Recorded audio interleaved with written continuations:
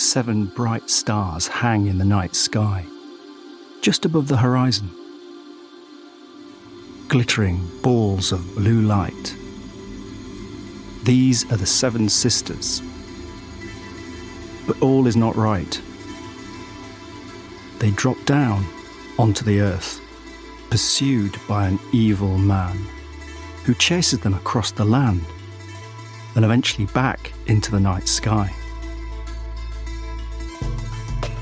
Today on What's Your Map, we're delving into the world of origin stories and how we map them.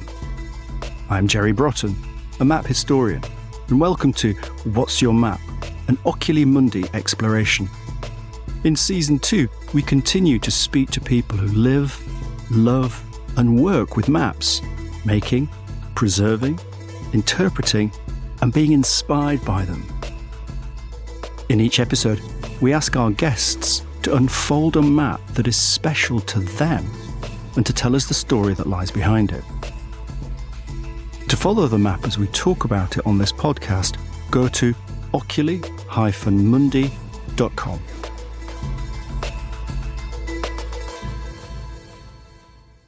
Every society has a creation story, whether that's the Book of Genesis in the Christian West or the belief that life originates from a cosmic egg in China. Our guest today, Professor Margo Neale, is an expert in the creation myths of Indigenous Australians, having curated the award-winning exhibition Songlines, tracking the 7 sisters, alongside a team of First Australians. The exhibition has made its way across the world. When she isn't busy organising exhibitions, Margo is an adjunct professor at the Australian National University's Australian Centre for Indigenous History and has published 12 books, including the Oxford Companion to Aboriginal Art and Culture. We're so happy to have you join us all the way from Australia, Margo. We're breaking tradition a bit. Tell me, where are you joining us from today? Oh, that's good. Yes, I'm in Ngunnawal country in what is otherwise known as Canberra, which in fact is aberration of Cambry or Ngambri, which is also another name that's used for this place, another Aboriginal name for the custodians. But normally I'd be in the bush, I came in from the bush to be here. So I came in from Yuin country to be in the capital, national capital. Yeah. Tell me about the bush in a minute, because I want to just ask you first of all, really, what is the... I guess we'd usually say, what's your map that you've brought in? But I guess with what we're going to talk about with you, we might want to stretch even that conception in the West of what we call a map. So tell me, what is it that we're going to be looking at that you're going to talk to us about today? Well, my map is actually not a cartographic, topographic one that the Western world would consider a map, but my map is a painting, because a painting in our culture is a map in terms of in multiple levels, like ancestral map, spiritual map, medical map, astronomical map, and it maps multiple layers from, above to below. What's the map that you brought in today? Well, the map I've brought in today is a wonderful, big, round painting. It's red and vibrating, full of graphic symbols that wend and wind around the painting as it shows the journey of 7 sisters. It's a highly textured, dynamic surface, and it's called Kungkarangkalpa, 7 Sisters, 2015. And it is painted by 5 sisters, Tjungkara Ken, Yaritji Young, Maringka Tunkin, Freda, Brady, and Sandra Ken, who work out of an art centre called Tjala Arts in the top of South Australia, at the tri-state border near Uluru. I think what you're describing is an immensely complex and fantastic map that probably goes beyond what the West would understand as a map. Do you think that's fair? Oh, totally. Maps are quite an inadequate term, even though, as you say, it's more composite than that. It's a space and time and so on. But in this case, it's also a whole world view, and it's a whole knowledge system. Now, remember, we're talking about First Australians, Aboriginal culture that has no text, right? It's a non-text-based society. So clearly it's an oral society. All knowledge and cultural values are transmitted, orally, visually, performatively. And so a map is part of that mix So, people perform what they see on the paintings that they've put on from the performances. So as you say, it's still graphic, but it operates it operates at multiple levels beyond which really a Western mind or even our minds of today can comprehend. So take me into this map painting cosmology. It's a beautiful object, but I think that's only really the start of the story. Can you tell me a bit about what it represents, Margo? It's representing a really epic saga. And you introduced yours saying, that all civilizations have great, like epic sagas and stories of creation and so on. Well, this is the Seven Sisters songlines, and they're called Kungkarangkalpa. Say after me. Give me that again. Give me that again. Okay. Kungkarangkalpa. Kungkarangkalpa. Oh, pretty good. Thank you. But you won't be able to say it in a few minutes' time. But anyway, so all of the stories are metaphors or vehicles to convey, origin stories and cultural values, right? So the Seven Sisters starts like this. There's a sorcerer figure who's a lustful pursuer, who's a shapeshifter, so he can shift into being a man, behave like a man, look like a man, and he is also a sorcerer, and he desires these women, wrongfully desires these women according to the kinship and marriage rules of the society.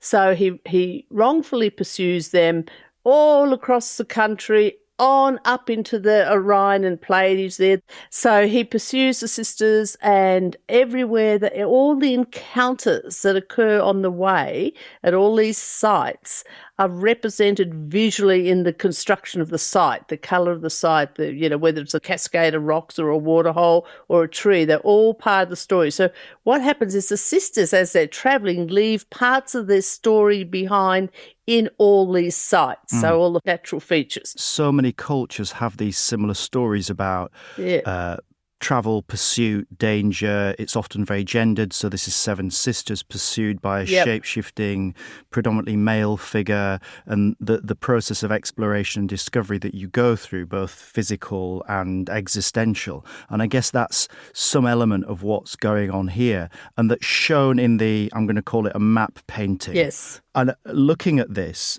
both very beautiful, but then also you start to see the details. So let's just dig into it, because you can see the Seven Sisters, or a representation of them, can't you? They're there in the top right-hand corner. Is that right? That you see these?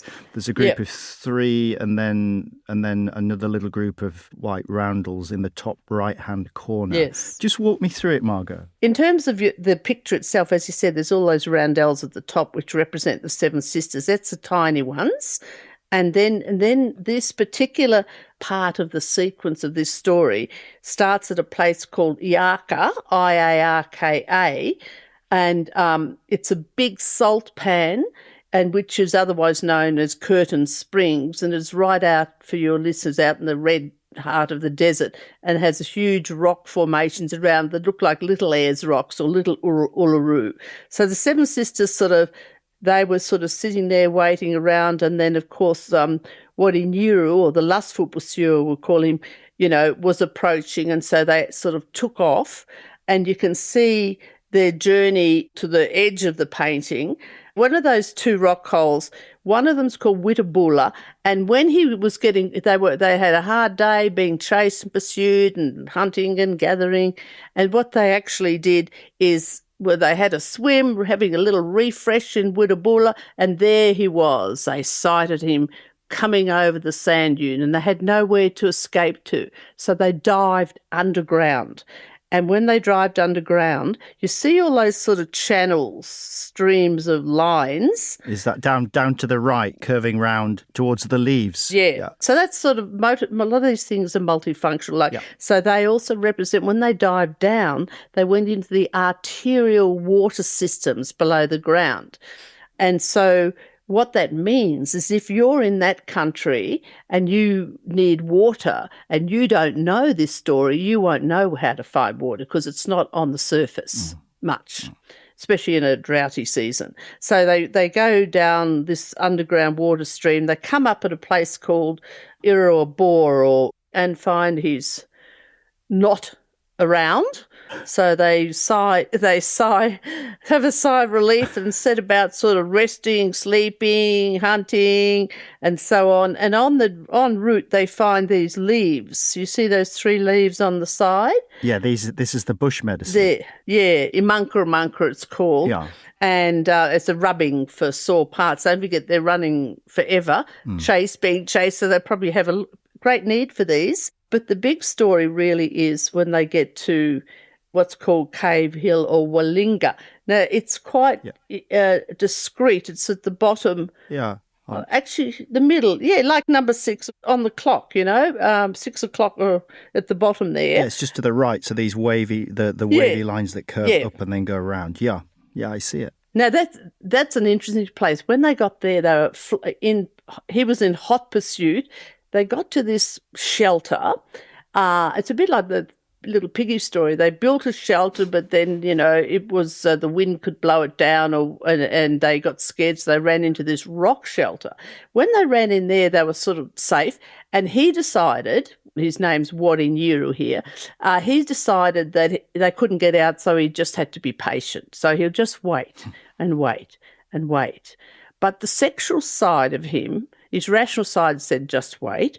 The sexual side of him said, I can't wait anymore. I'll bugger this for a joke. I'm out of here. So he's what the old men were calling it, his special friend, which we may call his member, actually enlarged and took off. Couldn't wait, right? So went into the cave in search of the sisters, and you go in the cave, you see all the winding marks in the rock, you see parts that are women's parts, you see all sorts of stuff, and then they weren't there.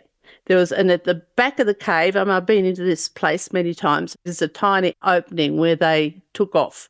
This tracing, advancing interactions occur, and the landscape will show. You'll see these lines, you'll see these circles, you'll see where an incident occurred. It's all in the land, so you read it in the marks of the land. Yeah. Then you get up to a place called Kurala. Kurala's right at the top. Yeah, that's about 11 to 12 o'clock. Yeah. Yeah. Kurala, yes, and Kurala means eyes wide open, and there's a rock over huge, like 20-metre high escarpment that looks exactly like a face, right? 2 eyes, a nose. Yeah. You might have seen it in the catalogue if you've got hold of it. Yes, extraordinary, yeah. Extraordinary. And, he is there, he is present. And when we're there, the women speak softly not to rouse him and so on, right? Now, the point of all this is all this story, all this sort of chasing and so on is basically to teach about gender relations, right marriages, wrong marriages, the consequences of not doing it the right way the elder sisters are supposed to care for each other, and the older sister of this group are there to teach the younger ones about risk, not only of a sexual variety, but of the terrain, of the drought, or where the water is, where the best food is, how to survive. There's certain areas of the land where they fly, and not because they want to feel the wind in their hair. They fly, which basically says don't even try and walk this 100 kilometres because there's no water. Right, so every bit of the story has critical information for location of resources and for appropriate behaviours. So this is extraordinary because the idea is that you can actually inhabit and understand country, but you also moralise the stories. So yes. The 7 sisters tell you stories about really, I guess they're about how you grow and develop as women and men. Does the male figure, I mean, he's a shapeshifter, but is there a strong sort of gender dimension here about how men should behave and then also how women should behave? Yes, there is. the thing about traditional Aboriginal society is a very gendered society. The land, the country is also very gendered. There's women's sites, men's sites, and males. Only the males can look after those sites. When I say look after it, I mean not only physically, spiritually, pay homage to the creator of those sites and so on, right? And same for the men, like in this case, you've heard men's business, women's business. Yeah. You may or may not. So it's saying to men, you know which moiety or clan group you can marry into, you know which you can't. And this old man who was chasing women who were not in the right group for him to marry. So everything has a purpose. It's not just a fanciful story any more than, other creation sagas.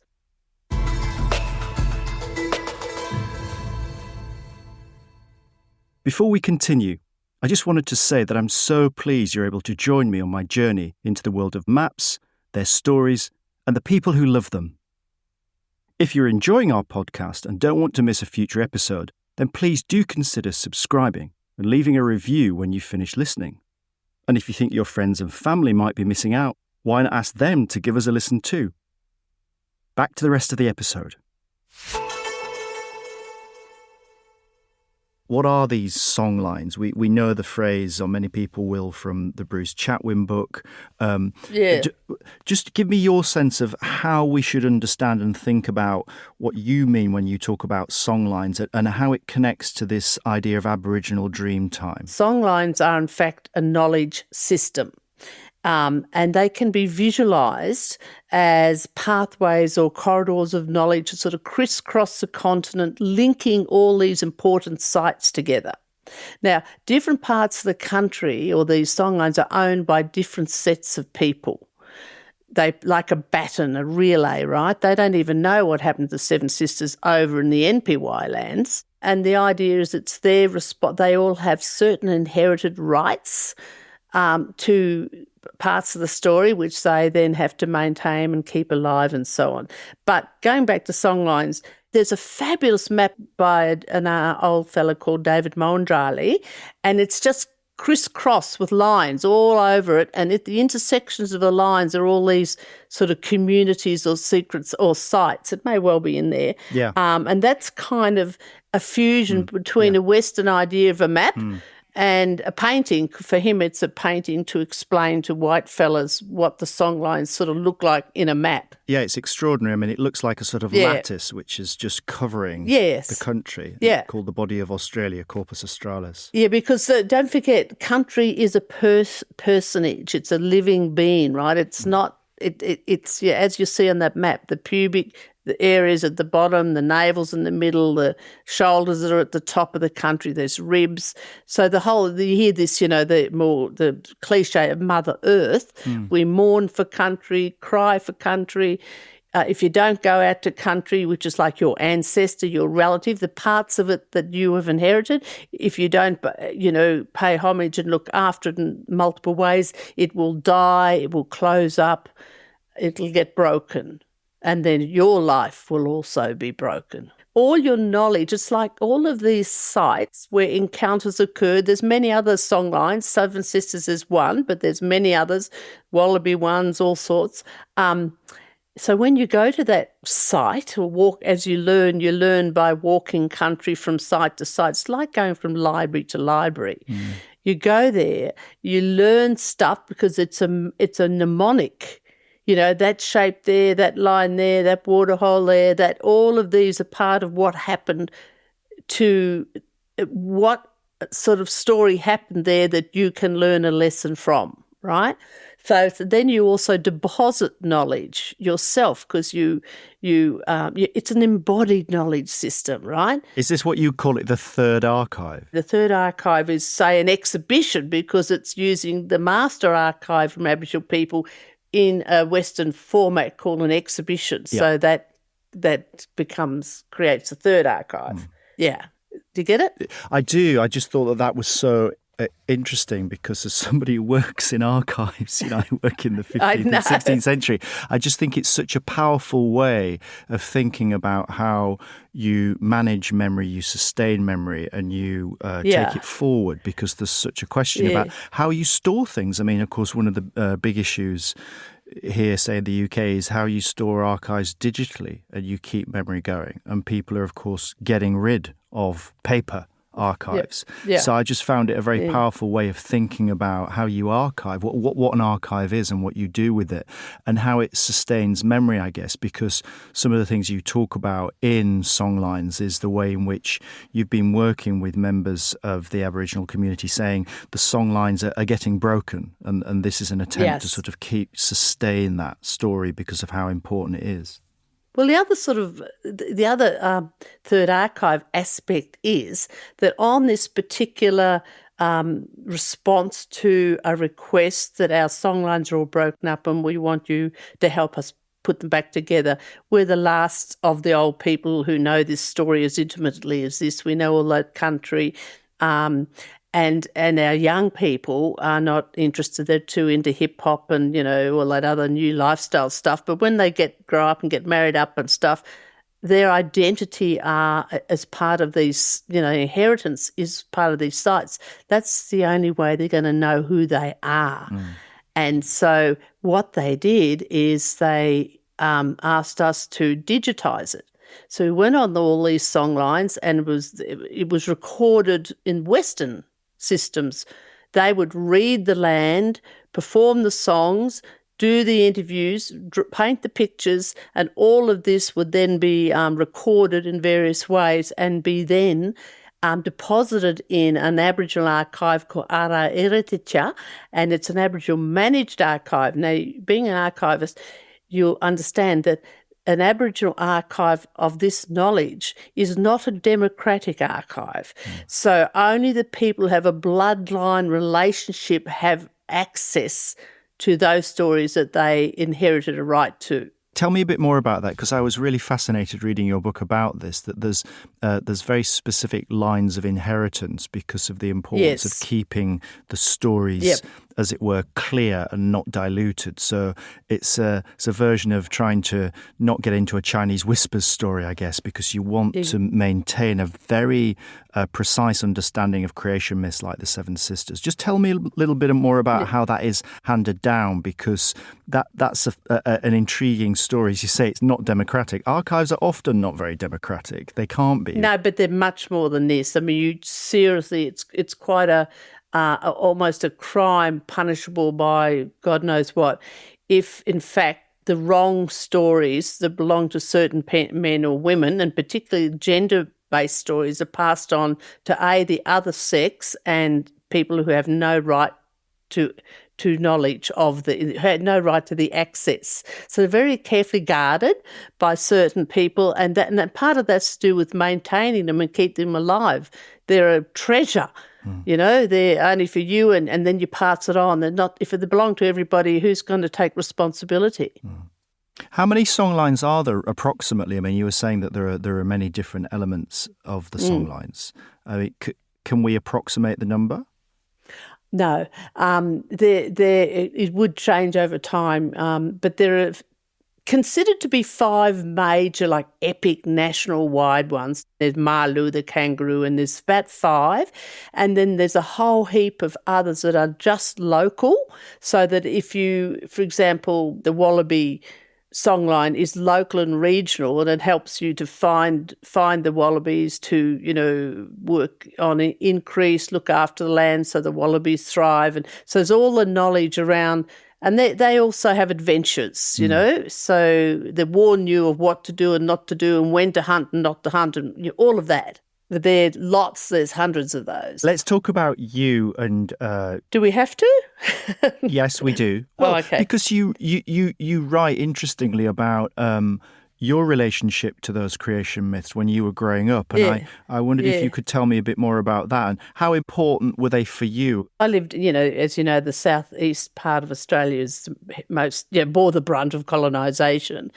And there's all these things about your children being separated from your children, not allowed black and white to marry, You can't vote, you weren't, all of this, right, was going on. So my mother, who's married to an Irish man from the RAF, we lived on the RAF base, and then we lived in town.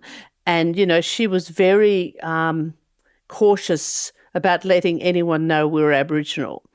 We'd get, Italian or Greek or whatever other exotica, but she was like, we weren't to talk to the neighbours. And my grandmother, who was discernibly dark, would pretty well visit us from hours away by after dark. Now, I didn't sort of put all that together then, and I didn't know any different, so it wasn't upsetting because I didn't know any different. And I thought my nickname was Abbo, which is the most demeaning term, but, I didn't know any different. So, and my mother had been separated, so she was, cautious about her children. So there was no sort of, not like now where you being Aboriginal is an honour and a badge, and it was in your family, but not kind of, you didn't run around shouting it out. But also then that must have been a struggle in terms of, you talk about being from a poor family, you didn't have much of a sort of artistic heritage really, and yet you broke into the art world, I mean, very successfully. Yeah. Tell me how that happened.